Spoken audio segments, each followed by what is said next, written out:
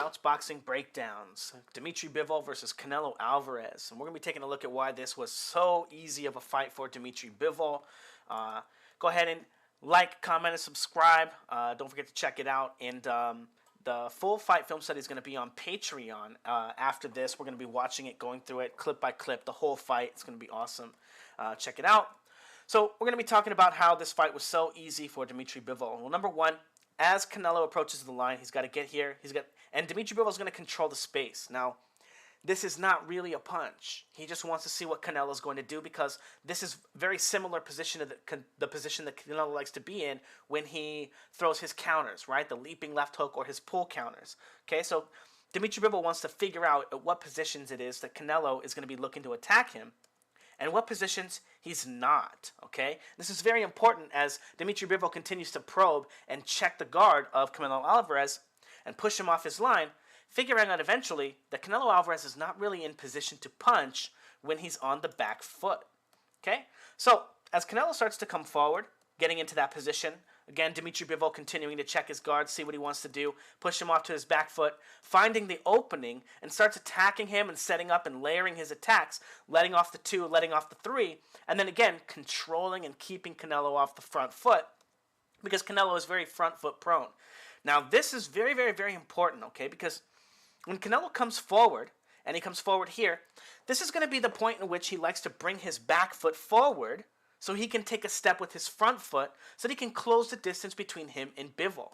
When he shifts his weight to the back foot so he can take a step on the front foot is when Bivol is looking to attack him, okay? Now, as Canelo gets to this point here, he needs to decide as he's bringing his weight back here whether or not he's going to use his left hand to attack and control Bivol during this phase of his weight transition.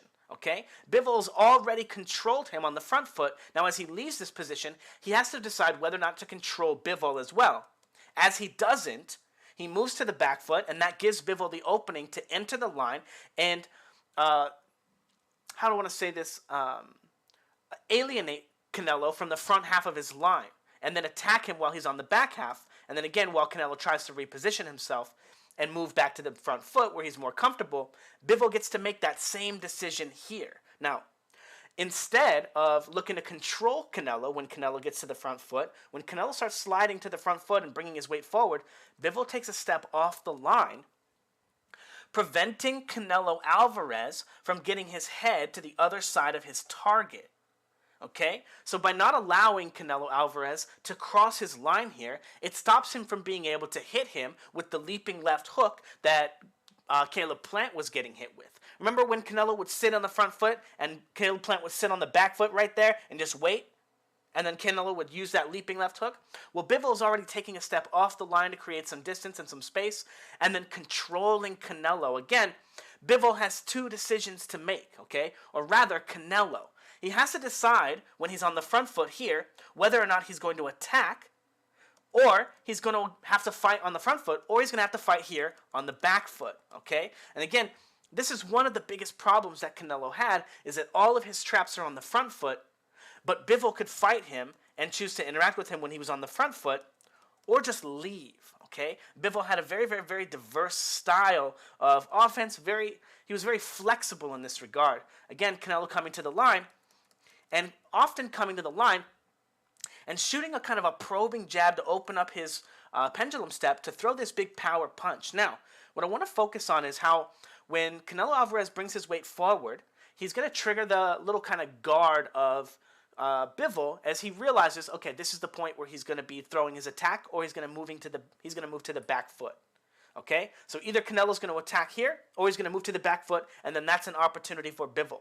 So Canelo's kind of trapped, so he has to use his jab here. He has to do something to control the space, stop himself from moving to the back foot, allowing Bivol to attack him. So he shoots the jab, but now he's going to pendulum step and take that step and try to close the distance to land that big overhand right. But I want you to take a look at their feet here when they get on the line together, okay? Look how close they are. Now, when Canelo shoots this jab, he takes a small step here, and he's going to take a bigger step here. But by the time he gets in a position to go from the back foot to the front foot to throw his right hand, Dmitry Bivol has also already pendulum stepped off of the line far enough away that Canelo can't really hit him within the arc of his power. Okay, so he's going to be throwing kind of a slapping shot, and Canelo's going to get to say that it was going to Bivol's arm. Now, it does go to Bivol's arm, but that's only because, again, Bivol was pendulum stepping off the line, and again, much quicker footwork, much faster than Canelo. Canelo doesn't even realize that he's out of range at this time. But this is how Canelo has to control the space between him and Bivol. Otherwise, he winds up getting attacked when he's on the back foot. Now, this is a very, very, very athletic move to have to constantly be getting to the front foot and then jab. Wasn't it double jab? Come on, jab, jab. No, maybe it's just one jab. Is this the next clip? Okay, we're going to take a look at another clip. But it takes a lot of energy to take that one jab step and then take another big pendulum right hand here. And Bivol is just calmly controlling the space, taking the small steps off the line, little pendulums, guarding the line as he does. And again, waiting for Canelo to have to take a backward step so he can follow him off the line. Again, Canelo being forced to attack almost every time he gets to the front foot or risk being hit himself. Now, this is toward the end of the second round as Canelo, again, is going to be using his kind of front foot trap position, right? I want you guys to think exactly like Floyd Mayweather. Remember how he would sit on the front foot and bait a shot, and then he would try to pull counter you, but Canelo has his hands up. His approach is a lot better than that. But Dmitry Bivol just has to probe just a little bit. Okay? He just probes him a little bit. And Canelo has to use two very athletic moves. And Bivol has used none yet. He's got to slip to the inside of the jab and then explode into this big left hook here. But Bivol's just got his weight a little bit on the front foot. He's just going to probe just a little bit. And then he hasn't even used any of his athletic movement. He's easily able to get out of the way of this move. And again, Canelo Alvarez, his most effective trap, his most effective offense here, right? Takes two weight transitions, right? He has to slip to the front foot, and then he has to come back to the line here. And then when he's throwing his right hand, he's going to be flying out with the leaping jab, the pendulum jab, into the big right hand that either hits the arm or the body-ish. Sometimes he landed to the head, sometimes. But all of Canelo's offense taking a massive amount of energy, okay? And a very, very, very important idea because as Canelo slows down in the end of the fight, or at the middle rounds, and Bivol really takes over, that's a big, huge problem. Why? Now, Canelo's going to make it to the front foot, and again, he has to decide when he gets to that front foot whether or not he's going to throw a jab and then set up a right hand, or he's going to move to the back foot and try to pendulum walk forward. Again, both opportunities for Bivol to enact offense. So, Bivol controls the space. Canelo tries to counter him with the jab here. Bivol kind of slips it, and again, people say Canelo has a very good jab. Just because you can hit someone hard with the punch doesn't mean it's a good punch. Again, and Canelo shows this and demonstrates this by shooting this jab, getting stuck on the front foot, and then getting countered by a much better jab from Bivol here. Again, getting on the front foot, shooting this shot, and then again in the film study I talked about how he always glides on his back foot as he's looking for his footing because of the way that he learns to step with his jab. Bivol's easily able to pick him off. Now, again, this is one of the reasons why Canelo was throwing so many right hands, because if he just threw the jab, he would get picked off by Bivol. So, ironically, and I just want to talk about that real quick. Now, again, chasing him with the right hand. He's going to jump on the line with the jab, pendulum step, and now Bivol picking him off, right? Timing him as he gets to the off the pendulum step here. And again, as Canelo kind of slows down, moves like this in between his big, powerful 1-2 become easier and easier to pull off. So again, if Canelo does it slowly, he gives Bivol enough time to counter him. So again, he's priced into being very athletic and very fast. But his jab is getting picked off, right? He's not having an effective jab. And when he shoots his jab, he gets countered. So he has to continue throwing the right hand. We're going to talk about that when we get to the next clip here. But we're going to talk about this one here. So as Canelo's making it to the front foot, he has to figure out whether or not he's setting traps when he gets here, or whether he's just following Bivol around. Because again, if he goes to the back foot or he leaves, Bivol puts the pressure on and attacks him. So Canelo has to continue moving forward. So Bivol has to figure out, right? Probe him, see if he's just being followed, if there's traps, if there's offense coming from Canelo, or if he's just trying to maintain being on the front foot to stop Bivol from attacking him. So Bivol just jumps in, attacks him, pushes him to the back foot. Oh, now he's on the back foot, attack him again, right? And again, Canelo's showing that he's not really looking to set traps. It's more like he's just trying to come forward to prevent Bivol from being active, prevent Bivol from being able to land his own offense. And again, all that very, very difficult offense here from Canelo, having to come step forward here, step, step, step, step, triple step with this punch, right? Very, very difficult, very energy consuming, and Bivol just controlling the space and taking small steps back and having a very easy time here. Now, as we move on to the next clip, again, a lot of Canelo's offense triggered off of probes from Bivol, right? The hand comes out, Canelo uses a very, very taxing pull counter, boom. And then, once he gets here, he has to leave that position too. So 3 weight transitions, all to Bivol's. Oh, he's just kind of rocking back. He does pendulum step a little bit, but he just controls the space a little bit. He wasn't even doing anything and got a wild reaction from Canelo. Again, Canelo overreacting to everything. Again, another problem in that Canelo camp. They don't feint and probe and control the space with their hands unless they mean to punch, okay? Now we're going to get to that clip? Yes. So, what does this look like, guys? Notice how he jumps in with the 1-2, right? 1-2. Now, the 1 is going to tell Bivol, oh, I'm coming to the line. And then the 2 is the way that he protects that punch or that way that he controls the space. Because, again, if Canelo rocks back to the back foot, he's worried that Bivol's going to follow him, so he has to be active on the front foot here. But if he just throws his jab, he just gets countered. So he has to protect that by throwing his big power pendulum punch. Doesn't that look exactly like what Oscar Valdez was doing against Shakur Stevenson? Again, the jab was a huge liability for Oscar Valdez in that fight because of the fact that they don't practice boxing in this camp. They don't practice stepping, getting on and off the line with the jab. We could see it in Oscar Valdez's sparring leaks when they would show those little clips and he would just be standing there in this position, waiting for his sparring partner to attack him. The same position that Canelo Alvarez got embarrassed in over and over and over again. But again, Canelo has no opportunity to control the space with his hands, feinting and probing, to control Bivol because they don't practice that in camp. So he has to be mindful of every single time he goes to the front foot, every single time he goes to the back foot, because he can't defend his positions, because he can't gain enough space on the line, because he's not controlling Bivol's hands, right? He's just waiting in his trap, trying to set up those moves. And again, now I want to say real quick that before we finish, I think that Canelo Alvarez and Eddie Reynoso both owe Oscar Valdez a huge apology. And you know who else? Ryan Garcia. Okay? Because again, I think that Ryan Garcia was starting to notice some of those problems too. Again, it's a good striking camp. Maybe there's some good striking you can learn, but he doesn't practice any boxing. And a guy as fast as Ryan Garcia not learning how to use his jab? Come on, you guys. And Oscar Valdez, again, I actually thought he looked better than I thought he was going to look, even though he got demolished. His hand speed, his athleticism. He looked like a guy who was basically ready to fight. Canelo looked pretty ready to fight. But they looked like amateurs trying to get on the line with professionals. And again, they don't practice boxing in that camp.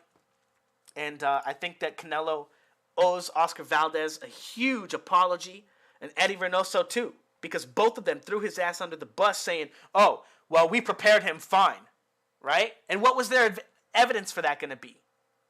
Was it going to be Canelo getting his ears boxed off and then landing, I don't want to say a lucky punch, right? But landing a really hard punch because he's got power, hopefully when his opponent is too tired or too dense to get off the line with him? That's the evidence that he was prepared well, is that maybe Canelo can knock a guy out with one punch and validate the training?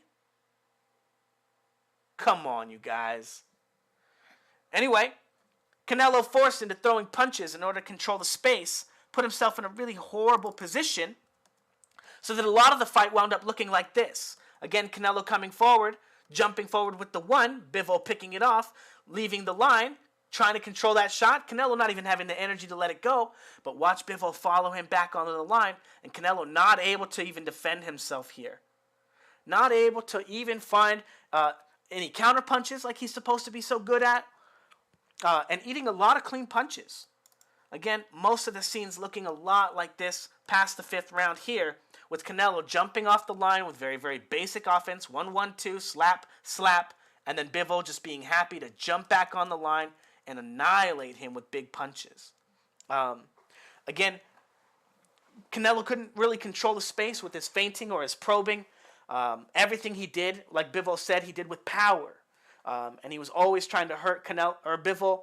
And he could have achieved a lot of very similar things in the ring by feinting and probing instead of jumping in with big, powerful shots, right?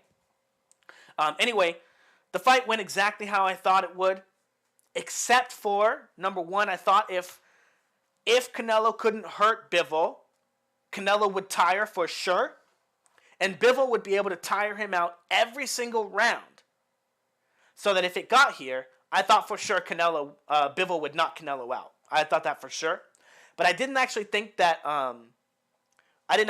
That was going to be the case. I actually thought that Canelo was just going to rob Bivol on the scorecards. I didn't think that Bivol was going to be able to, I don't want to say take Canelo's power, but he just boxed his ears off. He put him in so many positions, you know. The pressure in the beginning of the fight was just so much. Even though it might have looked like Bivol was taking some time off and chilling and not doing a lot, he was putting some pressure on the early rounds, and there was a lot of thinking on Canelo Alvarez's part. A lot of pressure in his mental state to find opportunities to punch because none of his traps were working. None of his pull counters were working. We saw him just wildly throw pull counters at the air many, many times in this fight. Again, because without the control of the space, without the lead hand control, without being able to interact with his opponent's lead hands, he's not as able to predict when it's going to be a punch and when it's going to be a feint or when it's going to be a probe. Now, most of the time in Canelo's career, he hasn't had to worry about that because, I don't want to say he fights bums. I don't want to disrespect anybody because we're all the same person, right? Whatever that is, you know, Stardust and, you know, I don't know, crazy hippie shit. But it's not all of our fault that we haven't had the coaches to teach us those things. It's just the generation, right? The lack of boxing knowledge from the 80s being passed to the 90s. And the level of competition just wasn't there, you know? And Bivol is one of those few fighters to kind of break out into the kind of style where you have a fighter who can interact with the line as often as he can, right? Getting on and off the line and make it look easy, right? It's not often that you see it, and it's been a long time, and we got to see a beautiful performance from Bivol, even though I was fucking mad at him I thought he was throwing the fight. I thought he was throwing because I thought Canelo was toast. He was a goner. I thought Bivol could have stopped him in any of those rounds. As for a rematch, Canelo, this would be cool. That'd be cool. I don't think it's a good fight for him, but Canelo did better in the rematch with Triple G than he did in the first fight, even though he lost both of those. So I want to say that I look forward to watching Canelo figure out another way to lose to Bivol. Anyway, I also look forward to seeing any of their training camp leaks. I didn't actually get to see very much of Canelo's training camp this time. Again, the boxing in that camp, right? Reynoso has never boxed. He's a striking coach, right? And I think anyone can learn striking, right? Anyone can learn boxing too, but anyway, whatever, not just to talk shit, but they don't practice boxing there, okay? If they did, Ryan Garcia would have the best jab in boxing. Okay, yeah, great fight from Bivol. They still need to do open scoring. Devin Haney, your ass needs to ask for open scoring. Maybe you can get it, bro. Maybe you can get it. Now, well, I guess this video is long enough. Anyway, if you guys are looking for personalized coaching, check out the Patreon. If you're looking for a combat system to teach you how to do all the things that Bivol does, but better, check out the Fouts Boxing Combat System. It's a real top-down approach to teach you how to learn how to hit the mitts in a fight-like fashion. Right? If you've seen we fight how we train. I do some pad work theory on Errol Spence and talk about his pressure style. And I have a more complete style, a more complete system for fighting to teach you all the positions, teach you all the places where you are in your line. Again, it's the Fouts Boxing Combat System. It's super easy to learn. You'll learn how to do everything in relation to your target. You'll learn all the correct positions. You'll learn how to do it on the pads. You'll learn how to do it on the heavy bag. You'll learn how to do it in relation to your opponent. And there's a bunch of film studies in there as well of Floyd Mayweather and some of these theories. And the theories to teach you what position you should be in at all times. It's a really, really cool package. Okay, it's really, really, really cool. Yeah, actually, it's really cool. Anyway, if you want the full fight film study of Canelo versus Bivol, it's probably just going to be me talking shit a lot, laughing and saying a bunch of crazy shit. It's going to be a good time. I'm going to get pretty lit and watch it in about 10 minutes. But if you want personalized coaching, again, check it out. It's $50 to sign up, $50 a month. Yeah, if you got any other questions, let me know. Yeah, later, guys.